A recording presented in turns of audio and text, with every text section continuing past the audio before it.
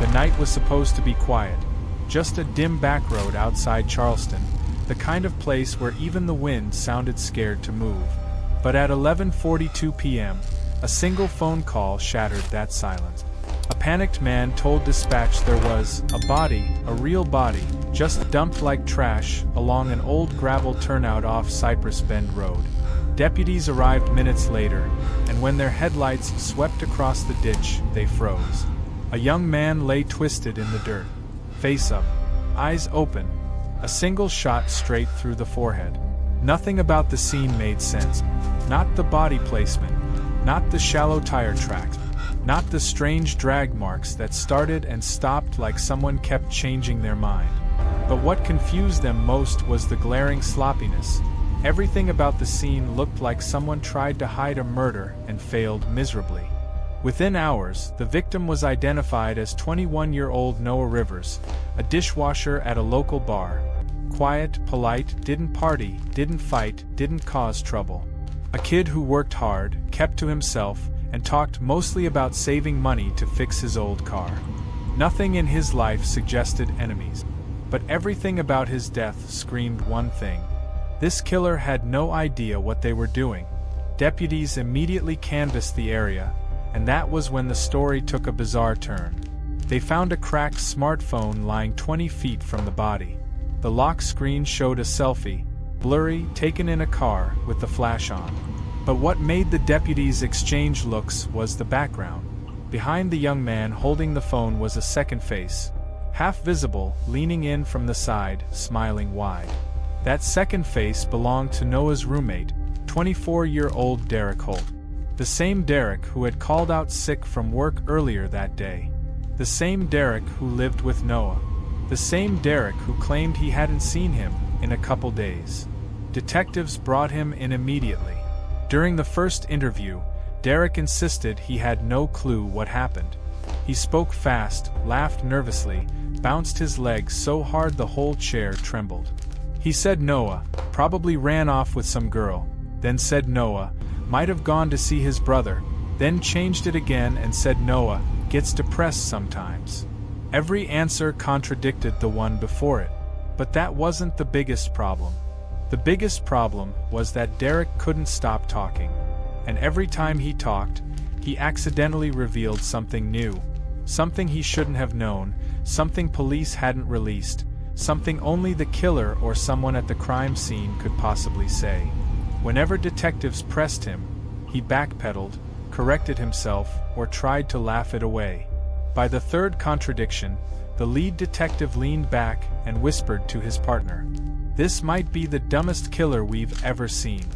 But even then, even with all the contradictions and panic and obvious lies, the detectives hadn't seen the biggest reveal, the moment that would turn Derek from suspicious into full-blown suspect. Because an hour later, while Derek was still in the interrogation room rambling, complaining, and trying to charm his way through the interview, detectives accessed Noah's phone. And there it was, plain as day, recorded the night of the murder. A video, only 38 seconds long. The screen showed the inside of a car. Noah in the passenger seat, looking confused. Derek in the driver's seat, smiling. And Derek said something that made every detective in the room freeze. "Dude, trust me, this is gonna get us views. Just act scared." Noah laughed nervously. Derek lifted something into the frame. Something metallic. Something shaped like a gun. At the end of the video, Noah reached for the door. The camera jerked, and then the recording stopped. Detectives hurried back to the interrogation room. Derek looked up, chewing on his sleeve cuff like a child caught stealing candy. The lead detective set the phone down in front of him. "Derek, why is there a video of you holding a gun to Noah's head?" Derek swallowed hard. His face went pale. For the first time since arriving, he had no words. "Tell us," the detective repeated. "Why were you filming that?" Derek blinked fast. He looked at the door, then at the camera in the corner, then at the detectives again. Finally, he whispered, It wasn't real." But the detectives said nothing. "It was for online stuff," Derek croaked. Like a prank video. You know? The internet likes crazy stuff. It wasn't supposed to. He stopped. His mouth shut. His foot stopped shaking. The detective leaned forward. Derek, where did you shoot Noah? Silence. Not even breathing. Then Derek cracked. Rambling, shaking, sweating through his shirt. He said things that made no sense, sentences without endings, excuses collapsing on themselves.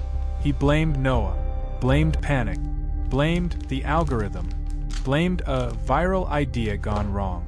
But in the chaos, he slipped. He said, "When he fell, I didn't know what to do." Detectives hadn't told him Noah fell, and they certainly hadn't told him where Noah's body was found. They exchanged a single look. It was over. But then, out of nowhere, Derek leaned forward and said something that flipped the room upside down. "Look, I didn't drag him. I wasn't alone." The detectives stopped writing. "Who was with you, Derek?" He hesitated, eyes darting like he was calculating how much trouble he was already in. Finally he whispered, "It was Alex. Alex made me. He said we needed the footage. He said it would blow up online. I didn't want to do it, but—" The detective interrupted sharply. "Alex who?" Derek swallowed hard. "Alex Carter." The room fell silent. Because Alex Carter wasn't a random friend. Alex wasn't a coworker. Alex wasn't an acquaintance. Alex Carter was the other roommate.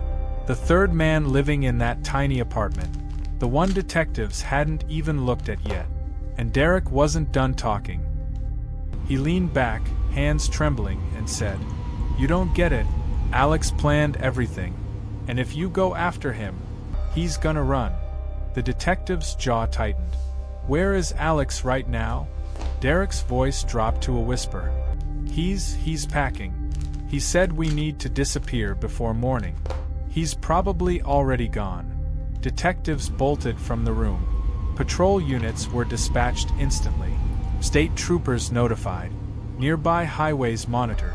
But as officers raced toward the apartment, Derek called after them through the tiny metal window in the door. "You're too late. You don't understand what he's capable of." The detective turned, staring through the glass. "What do you mean?" he demanded. Derek's face contorted. Fear, panic, regret, all fighting for space. "You don't get it," he screamed. "Alex took something from Noah, something way worse than his phone." The detective froze. "What did he take, Derek?" Derek pressed his forehead against the metal, eyes wide, voice shaking. "He took his gun," he whispered. "And he said, he's not leaving the state alone." Timestamp: 1:43 a.m. Dimly lit highway, storm drifting in. The landscape outside looked washed in silver as the moon slipped behind a moving blanket of clouds. The road was empty, too empty, and the low hum of the engine was the only familiar sound in an otherwise foreign nightmare.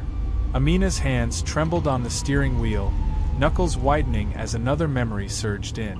A sound, the unmistakable crack of something breaking behind her front door.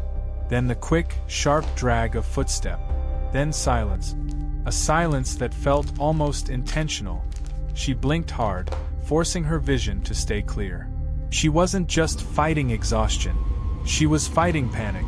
Even the girl beside her, the stranger she'd met only hours ago, was now watching her with a mix of concern and fear. They barely knew each other, yet they were trapped in the same unexplainable events. "You're shaking again," the girl said softly. Amina exhaled. "I know. I can't stop remembering it." The girl hesitated, then asked the question Amina hoped wouldn't come. "What exactly did you see back at the house?" Amina swallowed hard. She hadn't told her everything, not even close, because what she saw didn't feel real. Couldn't be real. She tightened her grip on the wheel. "It wasn't a who," Amina said quietly, almost whispering, as if afraid the truth would react if spoken aloud. "It was a shape." The girl's eyes widened slightly. "Shape?" Amina nodded. "It wasn't walking right. Its shoulders were wrong. Its head kept tilting like it was listening to something we couldn't hear. And when I backed away, I swear it followed my footsteps perfectly. Like it was copying me. For a long moment, the girl said nothing. Her silence was louder than any response. But Amina's mind wasn't done punishing her. She saw again the way the figure drifted across the living room, not like someone searching, but like someone remembering where everything used to be. And the sound, a deep, low rumble, not quite a growl, not quite a hum. Something in between, something alive. She forced herself back into the moment. The girl reached over and gently touched her arm. Amina, pull over. Just for a minute. You're not okay. Amina wanted to argue, but the weight on her chest tightened, and her vision blurred around the edges. So she finally eased the car onto the shoulder of the road, letting the engine idle. The night was quiet again, except for the cicadas buzzing beyond the guardrail. Amina rested her forehead on the steering wheel, breathing deeply. I'm losing it, she whispered. No, the girl said firmly. You're not. Something happened in that house. Whatever it was, we both felt it. Amina lifted her head, confusion flickering in her eyes. Felt it? The girl hesitated, then nodded. I didn't want to tell you before. I thought you'd think I was crazy. But ever since we left your house, I've had this pressure. Like something is still following us. Amina's breath caught in her throat. The girl continued, voice trembling now. And when we passed that last streetlight, I saw something move in the reflection on your back window. Amina froze. Very slowly, she turned her head toward the rearview mirror. Nothing. Just empty highway, stretching far into the dark. But the emptiness didn't feel empty at all. Something shifted in the bushes outside the car. A soft rustle. A whisper of movement. Too slow. Too deliberate. Amina and the girl stiffened at the same time. Did you hear that? The girl breathed. Amina nodded, barely. The rustle grew louder, like something circling the car, brushing against the dry grass, testing each step. The girl's voice dropped to a trembling whisper. It sounds like it's right next to us. Amina reached blindly for the key, twisting it to kill the engine. Instant silence swallowed them whole. The rustling stopped. Dead stop. Then, tap. A light, almost playful tap against the rear window. The girl slapped her hand over her mouth. Amina's heart thundered so hard she felt it shake her ribs. Another tap. A little louder this time. Then a long, slow drag. Escarer. Like something scraping its fingers across the glass. What is that? The girl's voice cracked. Amina couldn't answer. Her voice was gone. Because she was staring into the mirror again. And something was staring back. Not a face. Not even eyes. Just a silhouette, perfectly still, standing behind the car in the moonlight. Tall, bent, head tilted at that same impossible angle. Her breath left her body as if someone punched the air from her lungs. The girl followed her gaze, and her whole body seized with terror. Amina, drive. Now. Amina didn't think, she acted. She turned the key so fast it nearly snapped, slamming her foot onto the accelerator. The tires screeched as the car lurched forward. The silhouette in the mirror didn't move, didn't chase, didn't react. It simply watched. And as the car sped down the empty highway, the girl looked at Amina with tears filling her eyes. What is happening? She whispered. Amina swallowed, voice trembling as she answered. I don't know, but it found us. The road ahead was a blur of darkness and distant headlights, the kind that never seemed to get closer no matter how fast the car moved. Amina's breaths came quick and uneven, each one colder than the last. She gripped the wheel so tightly her fingers hurt, but she didn't dare loosen her hold. The girl beside her, still shaking, still pale, kept glancing behind them as if expecting the silhouette to materialize out of the night and latch onto the rear bumper. But the highway stayed empty. Too empty. The kind of empty that didn't feel natural. Amina, the girl finally whispered, her voice raw, that thing, it knew we saw it. Amina swallowed. I know. And it didn't run after us. I know. So what does that mean? Amina didn't answer. Because she had no idea.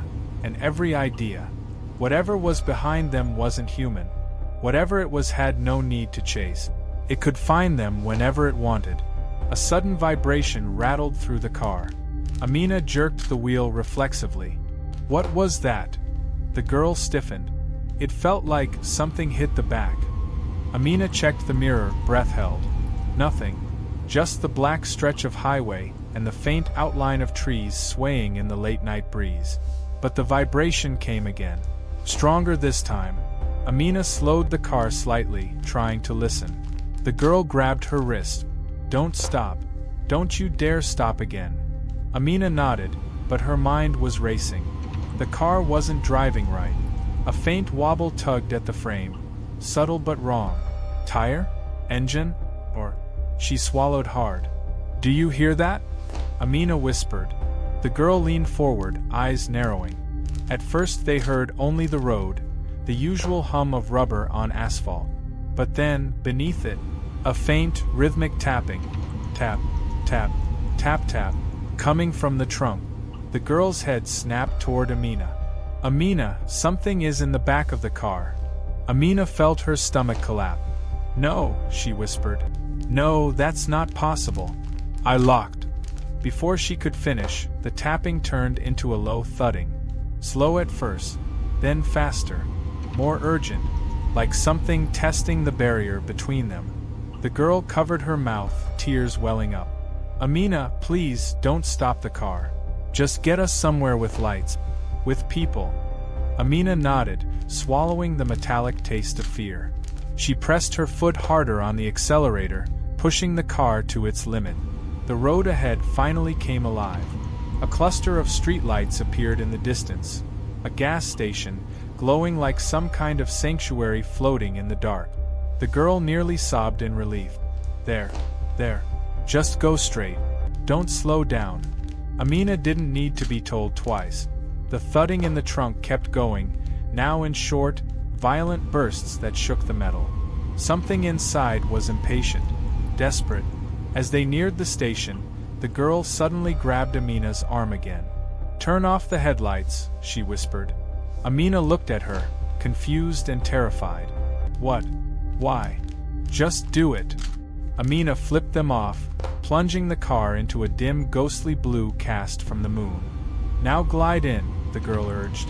Don't make it obvious we're stopping because of anything. Amina understood. If the thing was aware, if it could see through the car, if it could sense their panic, they had to act normal. Even though nothing about this moment was normal. Even though Amina could feel the metal under her feet vibrating with each pounding strike from the trunk. They pulled into the station. Bright fluorescent lights washed over the car, harsh and buzzing. The girl exhaled shakily. Okay. We get out slowly, she whispered. We walk inside. We don't run. And we don't look back at the trunk. Amina nodded, though every instinct screamed the opposite. She killed the engine. Silence. The thudding stopped instantly. The sudden lack of sound was somehow worse. They shared one last terrified glance. Then, slowly, they opened their doors and stepped out into the buzzing brightness of the gas station. The warm air hit Amina's face, carrying the smell of gasoline and dust. For a moment, she felt almost safe, but as she closed her car door, she made the mistake of glancing at the trunk. A tiny dent had appeared, one that wasn't there before. A perfect, small, circular dent, as if something inside had pushed its fingertip outward. Her blood went cold. The girl followed her line of sight and whispered, "Don't look. Don't acknowledge it." Amina tore her eyes away.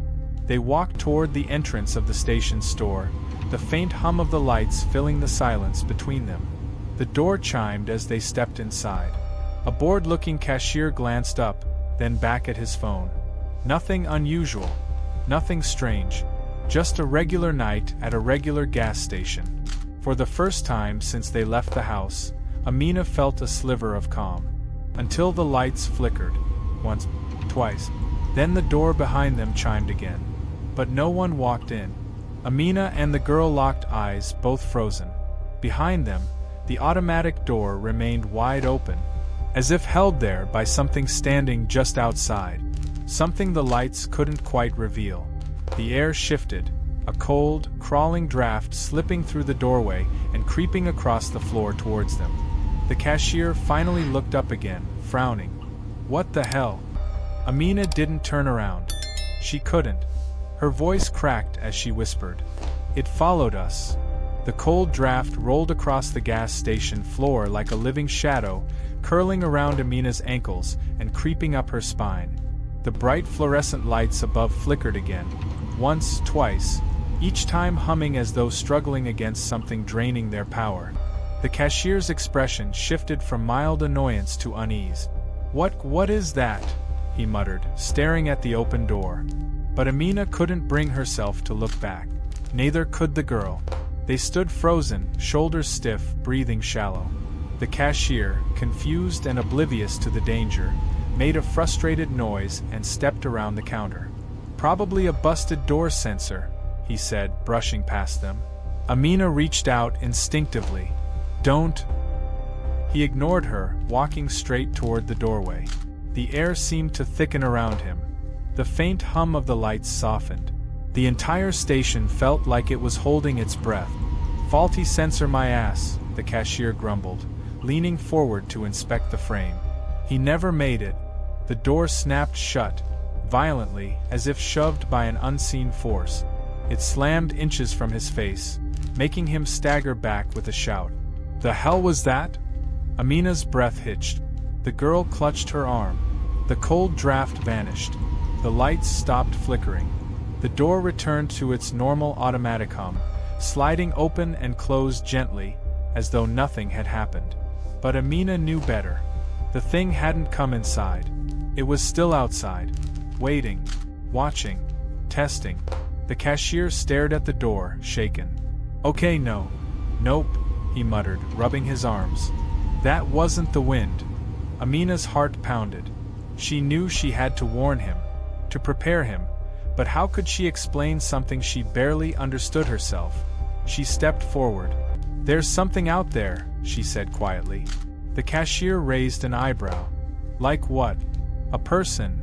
"No," Amina whispered. "Not a person." The girl added, voice trembling, "Don't go near that door again." The cashier blinked at them both, realizing they weren't joking. "Did someone follow you in here? You two look like you've seen a ghost." Amina didn't answer. She couldn't. Her eyes drifted, unwillingly, toward the glass wall facing the pump. At first, she saw only the empty parking lot, the lonely fuel dispensers, and her car sitting under the buzzing canopy light. But then she saw it. A faint outline reflected in the glass. Tall, bent, motionless. It wasn't standing on the pavement. It was standing in the reflection behind her, inside the station. Amina spun around instinctively, but the space behind her was empty. The girl grabbed her hand. "You saw it too, didn't you?" Amina nodded slowly. "Yes." Her voice was barely a whisper. "It's inside, but only in the reflection." The station suddenly felt too small, too bright, too exposed. The cashier frowned, now unsettled by their behavior. "Look, I don't know what you two are on, but—" The sentence cut off, because the automatic door opened again. Very slowly, very gently, as if someone were gliding through, without touching the glass. The lights flickered once more, and then the door froze halfway open. The girl's breath hitched. Amina's hands shook violently. "Back up," the girl whispered. "Back up, Amina." The cashier finally understood this wasn't a prank. What's going on?" he stammered, inching backward. Amina swallowed hard. "It's looking for a way in." The door twitched, a tiny movement, but enough to make the lights pulse overhead again.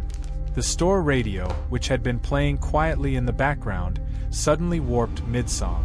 The singer's voice stretched unnaturally, twisting into a deep, distorted drone. Then the speakers went silent. A deep hum replaced the music. Amina's eyes widened. She recognized that sound. It was the same low, sickening rumble she heard back at the house. The same sound the shape made as it drifted across her living room floor. It was here. And it knew they were trapped. Suddenly, a loud crash. Everyone jumped. The sound came from the back of the store, from the far aisle near the refrigerators. The cashier froze. What was that?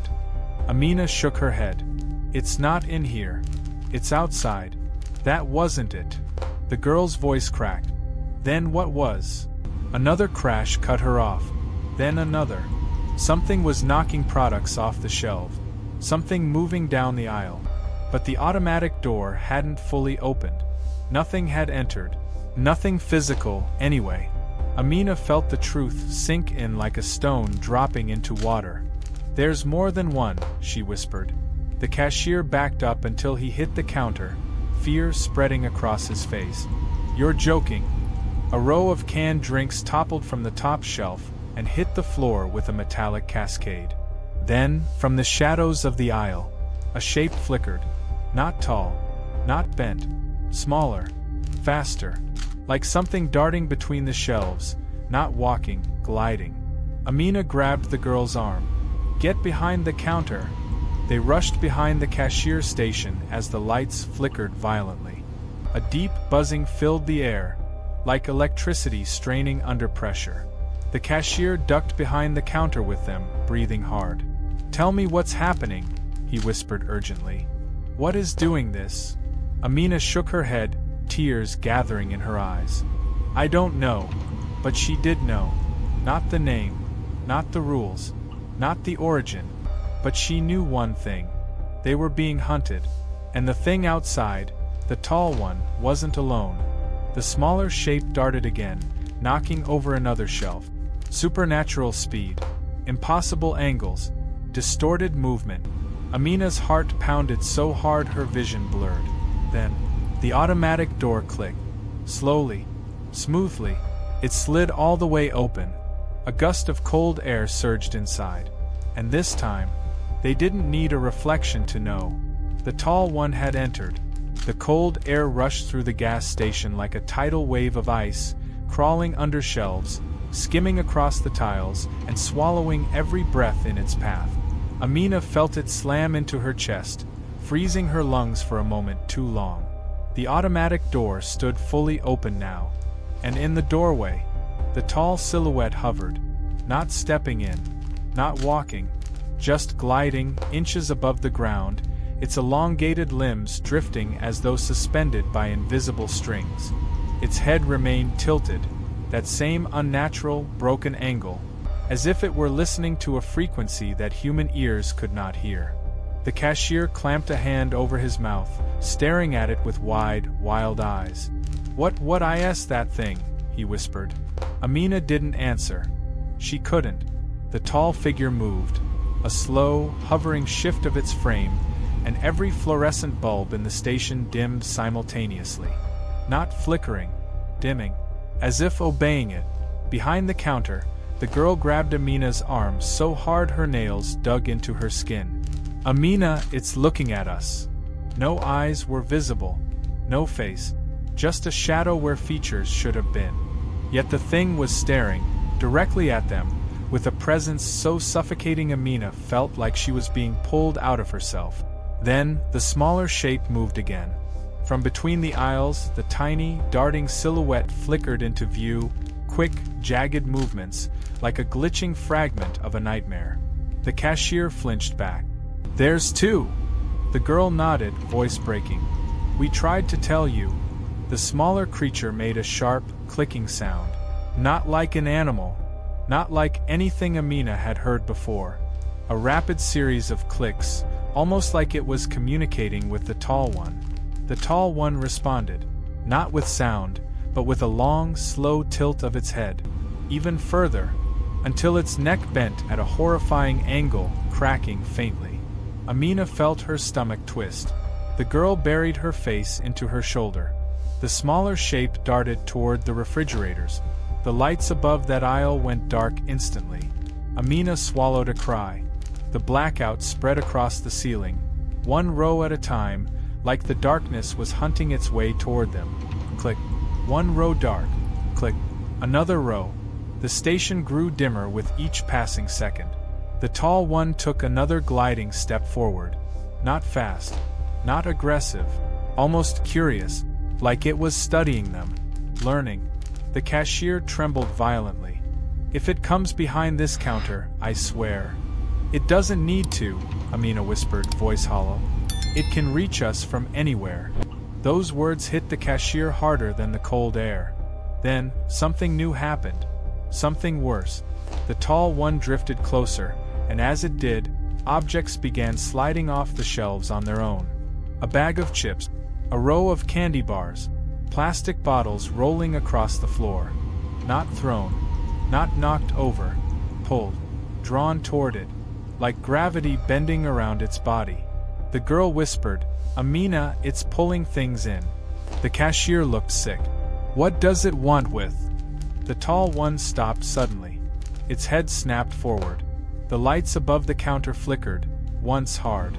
Then they stayed on, but dimmer, yellowed, as if aging in an instant. Amina's skin crawled. "It knows we're hiding," she breathed. The creature's elongated fingers lifted slightly, stretching, expanding, until they were nearly double their original length. They twitched once, then extended toward the counter. The girl grabbed Amina's waist. "Amina, we need to run.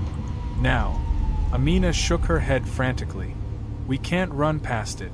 It's blocking the exit." "There's a back door," the cashier whispered. "Behind the stockroom." Amina turned to him sharply. "Is it unlocked?" "It should be." The tall one suddenly phased, its form flickering like bad signal, appearing one step closer to the counter. The girl inhaled sharply. "Amina." The small one clicked louder now, a series of rapid, escalating pulses, like it was signaling the tall creature. Calling it, directing it, summoning it. Amina grabbed both the girl and the cashier. "Move. Now." They ducked low, keeping their heads down as they crawled toward the narrow hallway leading to the back of the station. The tall one glided farther inside, long arms stretching, fingertips nearly brushing the counter's edge. The buzzing lights overhead dimmed further. The radio crackled. A low whispering noise filled the store. Unintelligible. Layered. Wrong. Amina felt something cold tug at the back of her shirt, the air around her distorting, but she didn't turn. Didn't look back. Looking back was death. They slipped around the end of the counter, crawling fast. The smaller creature darted across the shelves, moving parallel to them, tracking them, as if deciding the exact moment to strike. Amina tried not to cry. She failed. Tears dripped silently onto the floor as she pulled the girl and the cashier deeper into the hallway. The back door was in sight. A metal door, a thin window, a sliver of darkness beyond it. "Go," she whispered. "Go now." They scrambled toward it. The small one let out a sharp, metallic shriek. The tall one responded with a low, deep rumble. The lights behind them burst. Glass shattered. Sparks rained down. The hum of power died. The entire gas station went black. Amina reached the back door. Her hand landed on the metal handle, and then she froze, because on the other side of the thin window, in the darkness outside, a shape was already standing there. Not the tall one, not the small one, another one, waiting, blocking their escape. The girl gasped. The cashier backed into the wall, shaking uncontrollably.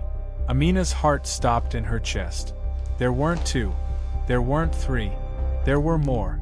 And they were surrounding the station, slowly closing in, from every side. For a moment, no one moved. Amina stood frozen, her hand still clutching the metal handle of the back door, breath shivering in her chest.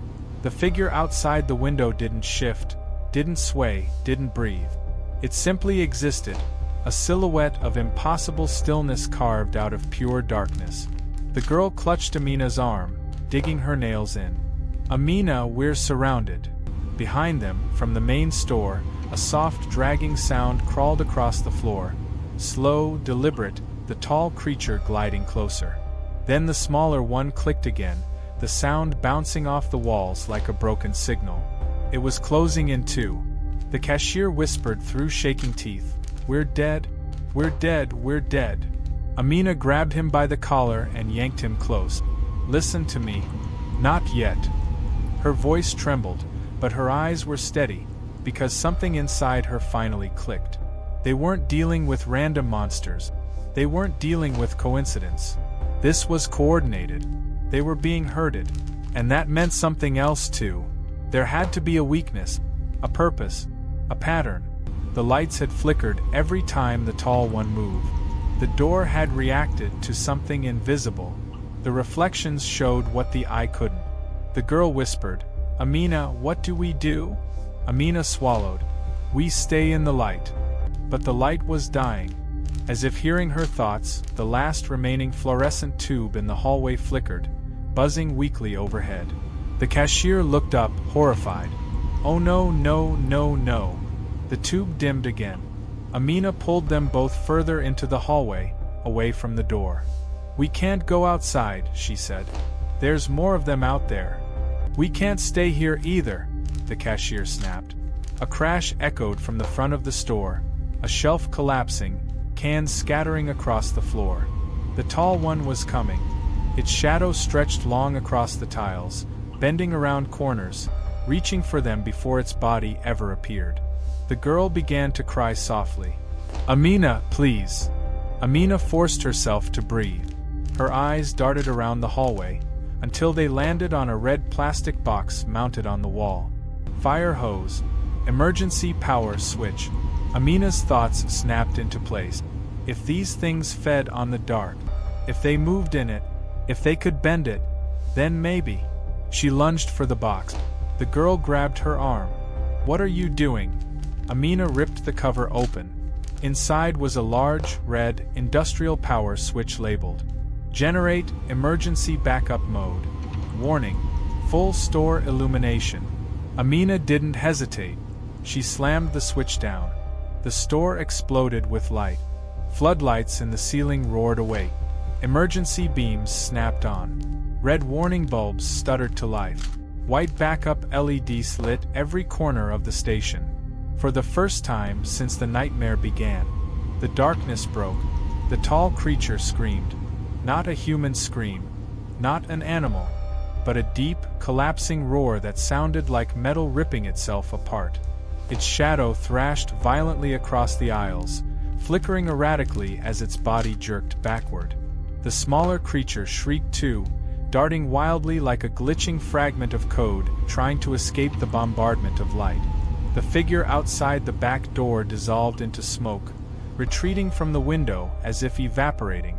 The cashier collapsed to the floor, shaking. "Oh my God, it hurts them." Amina didn't waste time. "Get up. We run to the front. Now." The girl grabbed the cashier's arm and hauled him up. They sprinted down the hallway as the tall creature twitched violently, its limbs spasming under the surge of light, its body collapsing inward like folding shadows. But even weakened, it wasn't done. It dragged itself across the tiles, fingers stretching toward Amina, leaving streaks of darkness behind that sizzled under the emergency glow. Amina vaulted over a fallen display rack, pulling the girl with her. "Don't stop," she yelled. "Don't look back." The cashier stumbled behind them, gasping, sobbing. They burst into the front of the store.